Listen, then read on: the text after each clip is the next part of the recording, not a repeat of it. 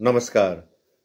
46औं छिन्ताङ शहीद स्मृति दिवस 2082 को अवसरमा यो सन्दर्भमा सम्पूर्ण शहीदहरूप्रति हार्दिक श्रद्धासुमन व्यक्त गर्दछु र उहाँका परिवारजनहरूमा हार्दिक समवेदना व्यक्त गर्दछु।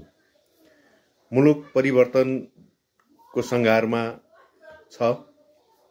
राजनीतिक वृत्तमा उथलपुथल चलिरहेको छ।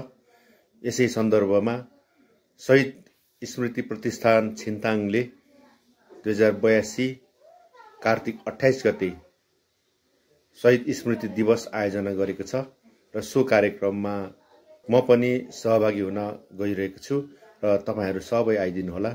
र कार्तिक 29 गते नेकपा एमाले आयोजना गर्ने शहीद स्मृति दिवस बिहान 8 बजे शहीद स्मृति पार्कमा सबै साथीहरूलाई उपस्थित हुनका लागि पनि म अनुरोध गर्दछु।